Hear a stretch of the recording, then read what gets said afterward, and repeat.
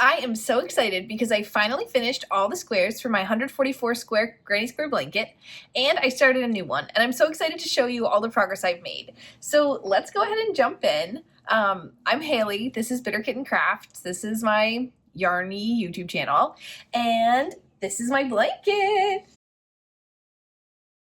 So I don't know how good of a job I'm going to be able to do showing it, but I do have some video of it too.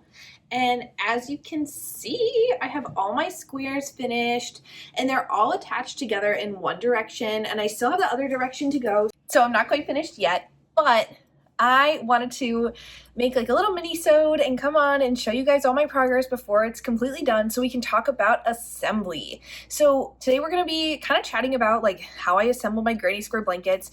I've made, I think like this is my 9th and I started a 10th granny square blanket.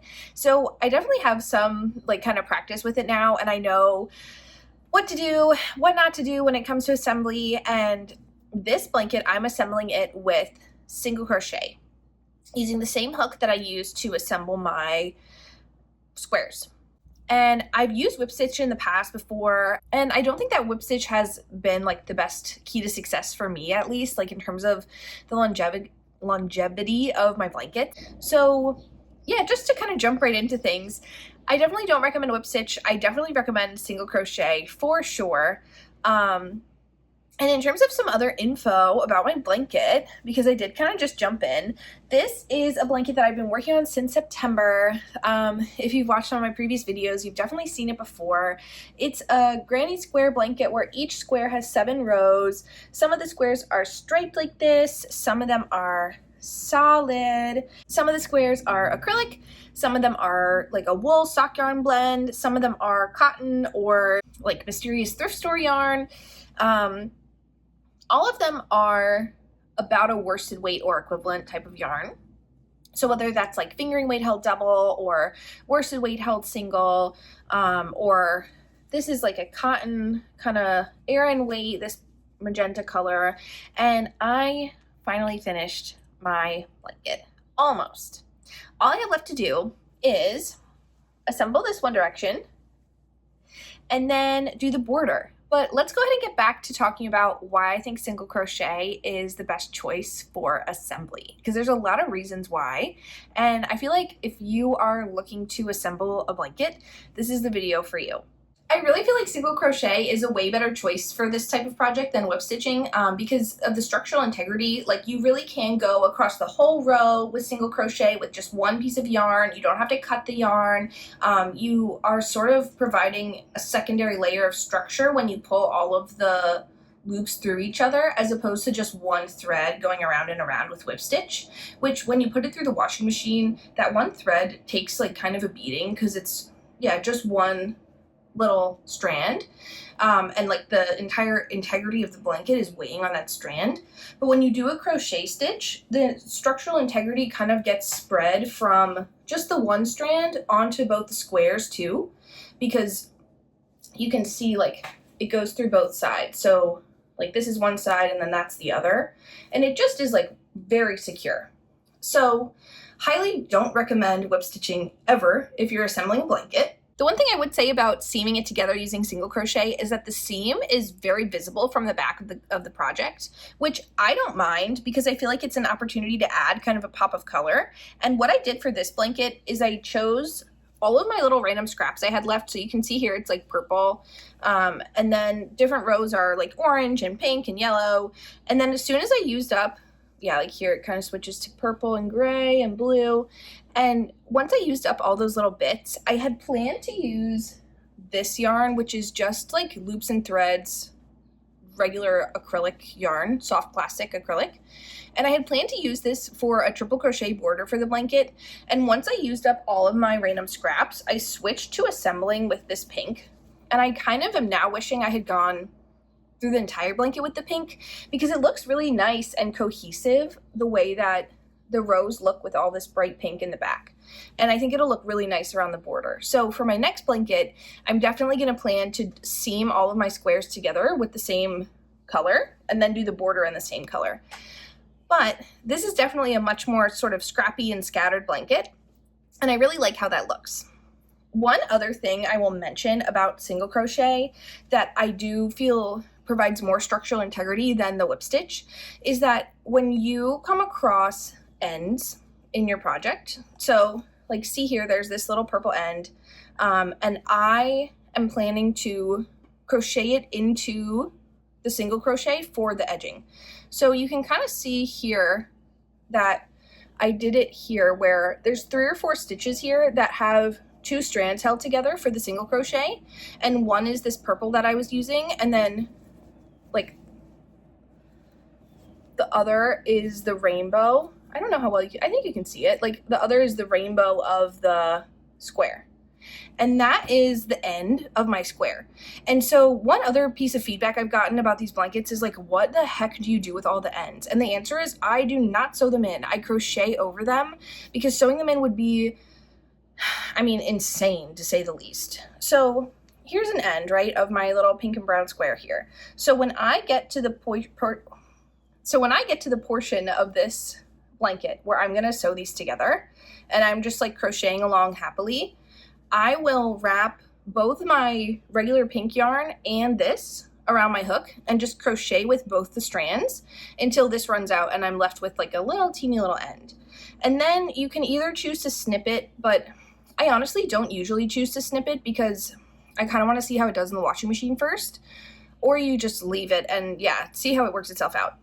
And with ends in terms of like squares like this where there's all these different colors, I do kind of the same thing. So you can actually see like right here, 2 of my little ends hanging out. So what I ended up doing is when I got to the blue row, this aqua row, I crocheted over my ends with the pink. And you can see that I carried this end up into the next row so that it's underneath both this cluster and this cluster, and it finally comes out right there. So realistically, there's very few opportunities for this end to weave itself out or like disintegrate my project or something like that because it's underneath and feeded through like 10 to 12 stitches. So even though I didn't sew it through the stitches, I crocheted through the stitches. It's very secure. I've never had any issues with this method, and it's always kind of bewildering to consider another option. So here's another good example where like you can see, right, the purple is 3 rows lower and it's woven through this cluster and then this cluster and then this cluster, and finally it comes out here. So it's ultimately through like 9 stitches. No way that sucker's coming out. And I've never had an issue with that. I've had a couple times where like the center, you know, you do the magic circle for the center of your granny squares. I've had a couple times where that has like popped and I've had to repair the square from the innermost circle.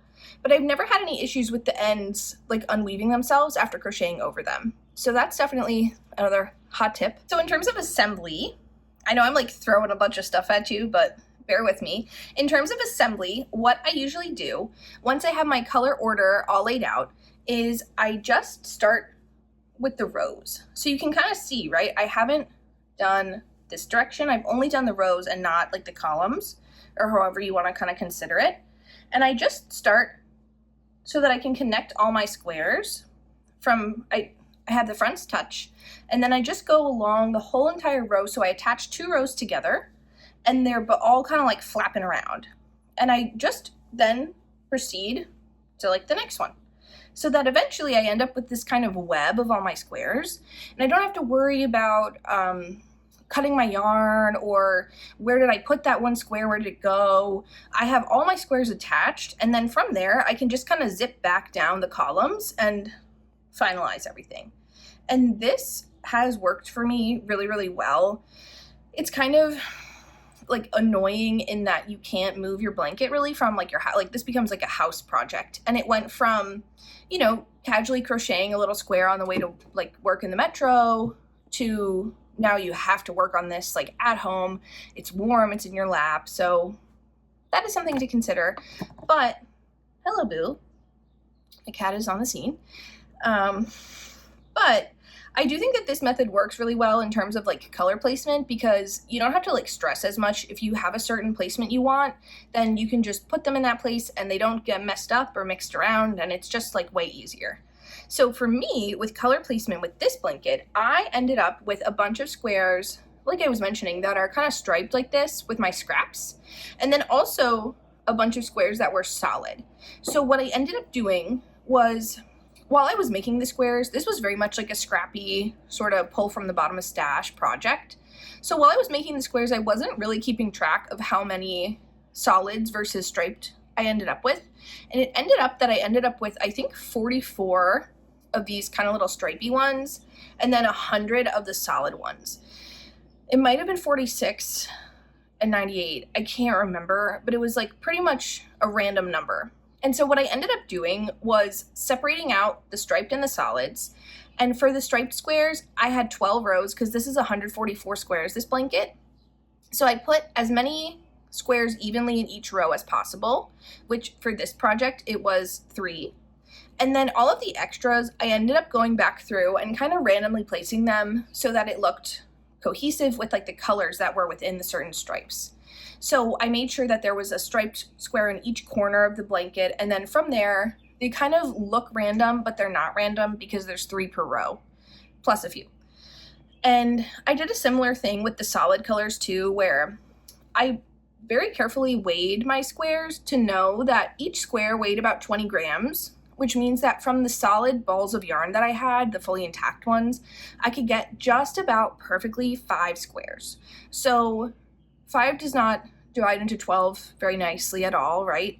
But I would basically just know, okay, well, if I have 5 squares of the same color, they can go in pretty much every other row. I would just do my best to kind of scatter them cohesively, and I laid them all out on the rug, and I'll put some videos in of like my color placement day, because it really took up like my entire living room and my entire afternoon to place all my colors. And I intended for this blanket to be very pink heavy, and I think it is, but it's also kind of way more scrappy than I had expected, which I do love.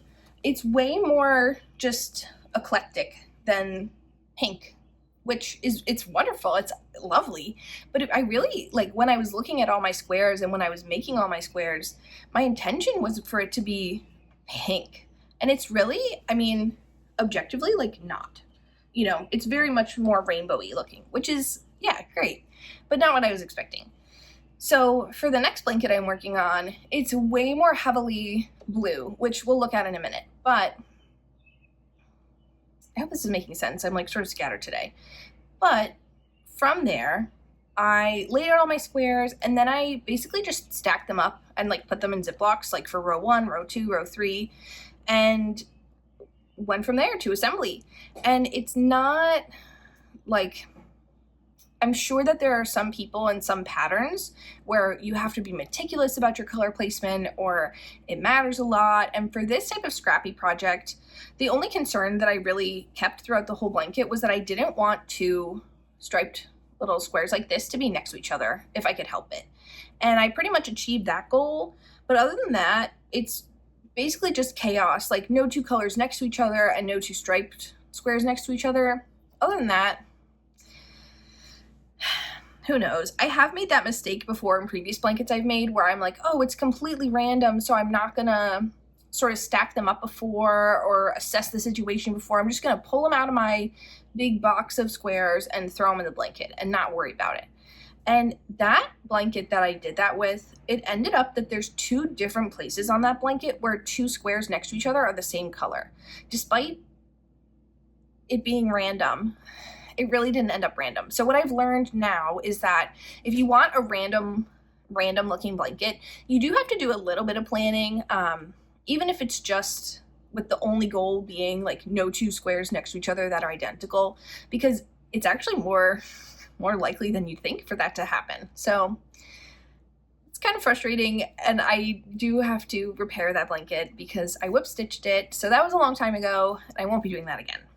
So my next steps for this blanket, which all 144 squares are together, my next steps are to continue going through the rows and assembling them with this yarn. And I have a size G hook, and each square is 7 rows. Yeah, most of my squares were about 20 grams, and the striped ones I didn't weigh because this is basically all the scraps I had left over from my other squares and from the certain colors that I had, like for example, Karen Simply Soft yarn. that's way more yardage and yarn like this. I had one ball like this of a purple color, and it's just kind of way more yardage than I wanted in the blanket of a heavily skewed, you know, say 15 squares that were all purple like that. I didn't want that. So on the yarns that I had an excess of, I made 6 of that color, and then I moved on to putting it in the scrap bag. And that's how I got all of these delightful little squares. So you can see with the yellow, I didn't want that many yellows because, like I said, I wanted the blanket to be pink. So I think I have 3 of these yellows, and then the rest of it went into little scrappy squares like this. Some of my squares are like deceptive because this is a self-striping acrylic baby yarn. So it's actually one solid color, but it ended up with this nice little striping situation, which I'm really happy with. So overall, I'm thrilled to be completing this blanket. I'm planning to submit it to the fair in the county where I live in Maryland, and I'm hoping it'll do well, who's to say. But I'm just really, really happy with completing this blanket. I started it in September, and it's been 6 months now. So, well, actually, September, October, November, December, January, February, March, April, May. It's been 8 months now, and it'll definitely be done probably by the end of June, because seaming it together is way more tedious than making new squares, and I just don't want to because I started a new blanket, so I'm just kind of way more excited about that. So let's move on to my new blanket, and I'll show it to you. It's way less progress has been made on my new one than this one, obviously. But in terms of like transporting a project, this is no longer transportable, which is why I started the second one. So these are the squares that I have for my new second blanket, and they are a blend of, same with this exact same pink blanket, they're a blend of acrylic and superwash merino sock yarn, like self-striping sock yarn, or hand-dyed sock yarn held double. So I have some, this is like Caron Simply Soft, you know, and then I have some that are like pretty high quality yarn, like this is hand-dyed sock yarn held double. And then I got a lot of blues from, so I helped a neighbor move out. I've mentioned this on the channel before. I helped a neighbor move out, and she had like a large Rubbermaid tub of yarn, and it was all sort of big box store craft yarn, which, like, don't get me wrong, that's a great option, obviously. I've used it here. And so I went through and sifted kind of through that and picked out all the blues, and that's where like this Caron Simply Soft came from, and this kind of random solid blue, I don't know what it is, might be Red Heart, and that's also where this kind of cool looking one came from. And then this is like, feels like butter yarn. So I've got a big range of yarns, definitely leaning more acrylic than wool in this blanket, which is like totally fine with me. I don't have any sort of bias against that, but I do like the way that wool kind of becomes like a weighted blanket. So this blanket might be lighter weight than the pink blanket that I finished, which is like probably 75% wool, versus this one, which will be maybe 25% wool. And it's basically the exact same blanket plan, right? 7 row squares on a G hook, worsted weight or equivalent, and kind of the same strategy where as many squares as I can get out of a ball of yarn, and then from there I'll do scrappy squares. So I have made 1 scrappy square just because I kind of felt like it and it was fun, and it is just really fun. Like, my ends are already woven in because I crocheted over them, so that makes my life way easier. And I also got a bunch of yarn for my second blanket from the Joann's clearance, which, like, RIP Joanne, we all know, and I wanted to kind of talk about a little bit of that. So this is the bag I've been using for my squares. This is from Maryland Sheep and Wool this year, if any of you guys went. And I have a bunch of scrappy squares going on in here because I kind of started a bunch at once just because I was like bored, and I really like playing with colors this way. So these are all my scraps I've got going on in here so far. And then these are the squares I've got like halfway through. So really heavily leaning like aqua and blue. And this one is almost done, but I thought I had enough of the feels like butter yarn to do a full square, and I didn't, so I have to add another row onto it. Oh, and this one's finished actually. but it's, again, like some mystery acrylics, some sort of, I'm pretty confident it's like Red Heart Super Saver, but maybe it'll soften in the wash. And then Karen Simply Soft. And then Karen Simply Soft is one of my like all-time favorite yarns. But otherwise, I'm pretty happy with how this blanket is started. I did, yeah, like I mentioned, go to Joann and get some of their clearance yarn. And I do really like playing with the colors of the little scraps I have. So like this one, they're just so fun. Like this little centerpiece is like hand-dyed DK yarn from some sweater that I knitted. And all the other rows are just random like acrylics from this bag.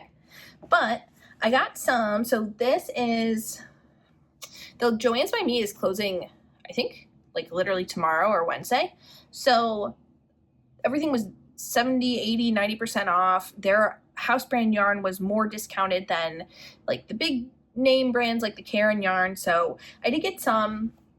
I couldn't help it. They were like $1. So I got this Lollipop Twisty, and it's like blue and orange, but then if you kind of like peel back the orange, it's like way more blue inside. So I think this will be really pretty. It's like a little heavier weight and it's 100% acrylic, but I think it'll be a good addition to my blanket. This should make 2 squares. And then I also have these two.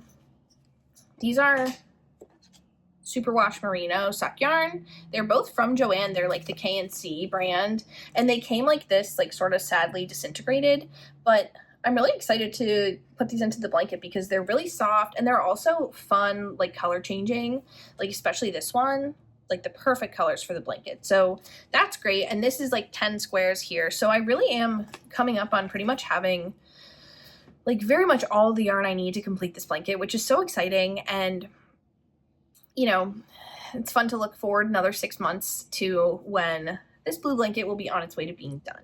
So for now, I have like 22 out of 144 squares done. So I have like a long ways to go, and you will definitely be seeing this blanket project and my pink blanket project again when it's done.